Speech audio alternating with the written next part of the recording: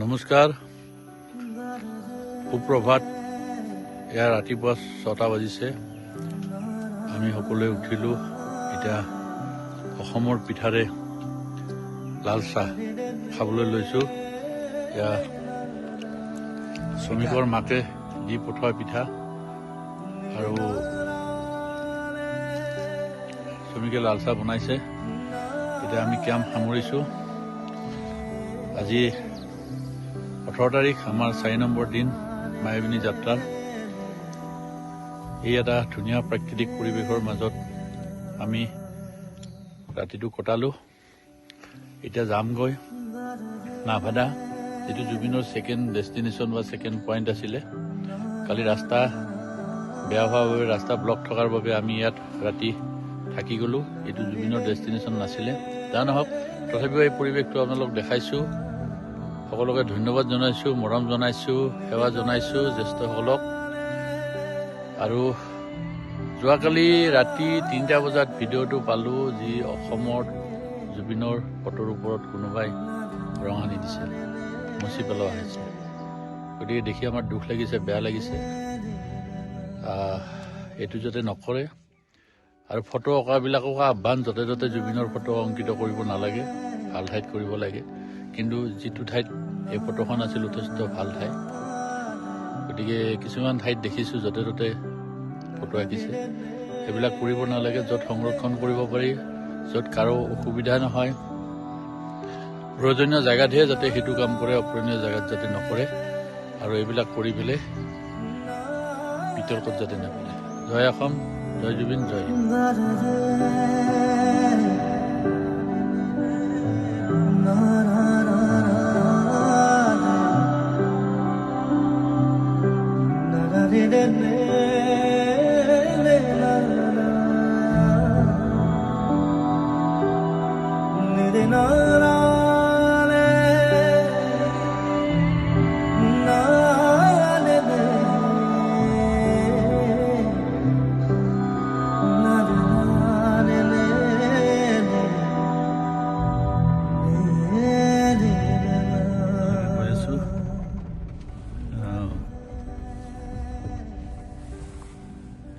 একদম ধুনীয়া ঠাই।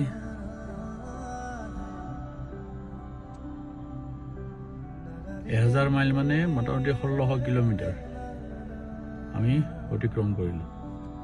জয় অসম, জয় জুবিন।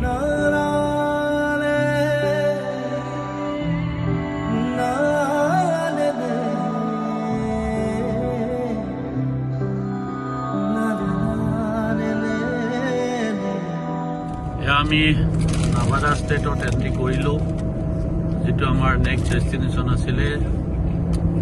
আমি গৈ আছোঁ।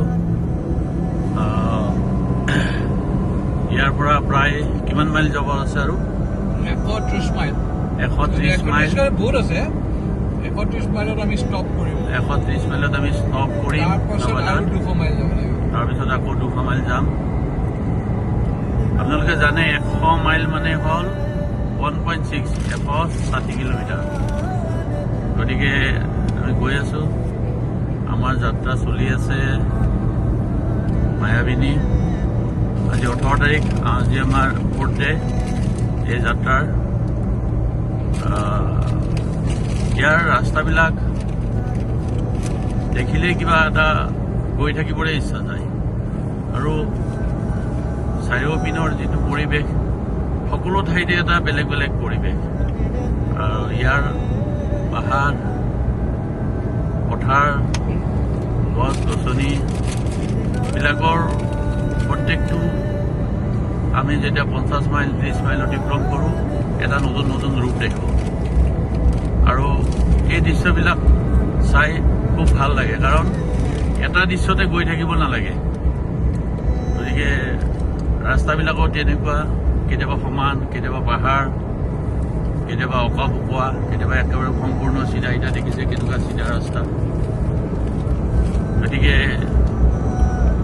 জুবিনৰ ইচ্ছা, জুবিনৰ আশা লৈ আমি এই যাত্ৰা কৰি আছোঁ। এইটো শ্ৰমিক গাড়ী চলাই আছে। কি ক'বা অসমৰ ৰাইজক?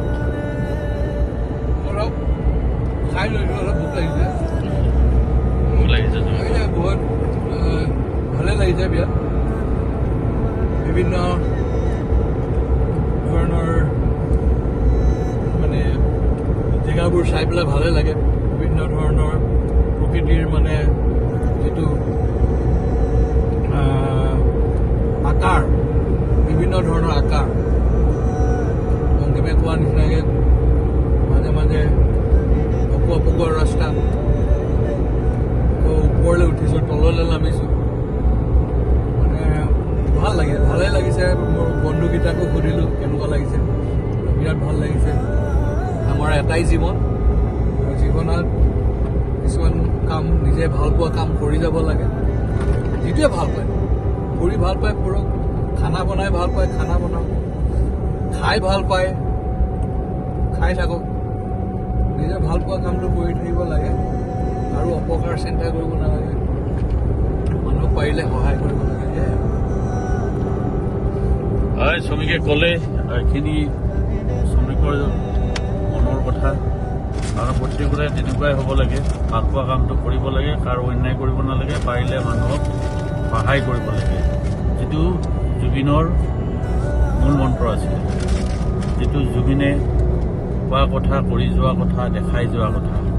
গতিকে এতিয়া সমান ঠাইৰ পৰা আকৌ আমি পাহাৰ পালোঁ। আপোনালোকে চাওক, ইয়াত বিভিন্ন পৰিৱেশত বিভিন্ন দৃশ্য, বিভিন্ন ৰাস্তা। তাৰমানে এনেকুৱা লাগে প্ৰতিটো মুহূৰ্ততে আমি এটা কিবা নতুনত্ব দেখি আহিছোঁ, নতুনত্ব পাই আহি আছোঁ। এতিয়া আকৌ আমি তললৈ নামি আছোঁ।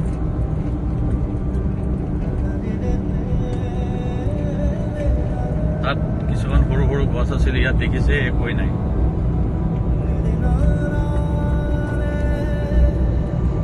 এই যে হালধীয়া দুডাল চিন মাৰি থোৱা আছে, এইটোৱে বুজাইছে ইয়াত তাৰমানে ক্ৰছ কৰিব নোৱাৰে। হালধীয়া চিন যদি দুইডাল সমানে গৈ থাকে, এইটো ক্ৰছ কৰিব নোৱাৰে তাৰমানে। কিন্তু আমাৰ অসমত এইবিলাক ৰুল নিয়ম একোৱে ফ'ল' নকৰে। ইয়াত ইমান ধুনীয়াকৈ ডাইৰেকশ্যনবিলাক দি থৈ দিছে, কেনেকৈ যাব লাগে।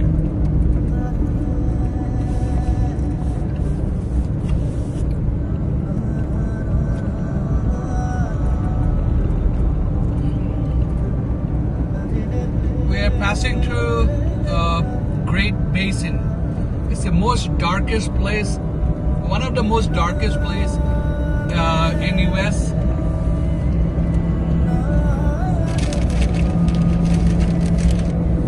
জালৰ পৰা এইটো জাপি আহিছে, তাৰমানে এতিয়া আমাৰ গাড়ীখনে ক্ৰছ কৰিব Yeah, a পাৰে, lot of কিন্তু শিপিনৰ গাড়ীখনে ক্ৰছ কৰিব নোৱাৰে। photographers, they সেইটো come here পাৰ্টত to take pictures. এতিয়া এইটো আহিছে, এইটো ছিগনেলত দুইটা গাড়ীয়ে দুইফালৰ পৰা ক্ৰছ কৰিব পাৰে। সেইকাৰণে ছিগনেলটো তেনেকৈ দি থৈ দিছিলে যে তাত পাহাৰ অকোৱা ৰাস্তা এখনে আগৰখনক দেখিবলৈ নাপায়, আৰু এতিয়া দেখিব পায়। সেইকাৰণে ইয়াতে যিকোনো ছাইডে ক্ৰছ কৰিব পাৰে। গতিকে ইয়াৰ গোটেই ছিষ্টেমবিলাক ইমান ধুনীয়া ধুনীয়া, ইমান ডেষ্টিনেশ্যন যে ইয়াত ছিষ্টেমত গৈ থাকিলে হ'ল। ইয়াত কোনো হৰ্ণ মাৰিব নালাগে। এখন গাড়ী আনখন গাড়ীক ডিষ্টাৰ্ব কৰিব লগা একো নাই, ছিষ্টেমত গৈ। এতিয়া চাবা, মই আৰু এটা কথা